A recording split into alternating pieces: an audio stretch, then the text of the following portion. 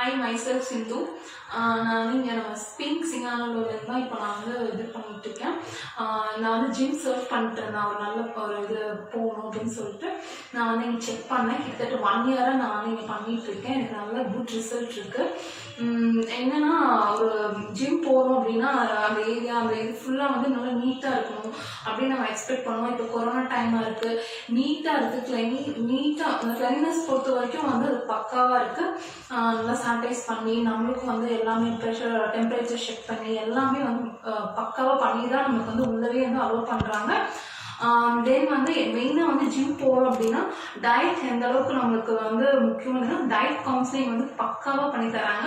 அவங்க சொல்கிறது நம்ம வந்து கரெக்டாக ஃபாலோ பண்ணால் ரிசல்ட்ஸ் கண்டிப்பாக வந்து நம்மளால் கொண்டு வர முடியும். நெக்ஸ்ட் வந்து ட்ரைனர்ஸ் பற்றி சொல்லணும்னா ட்ரைனர் வந்து பயங்கர சப்போர்ட்டிங் ஃப்ரெண்ட்லி கேரக்டர்ஸ்.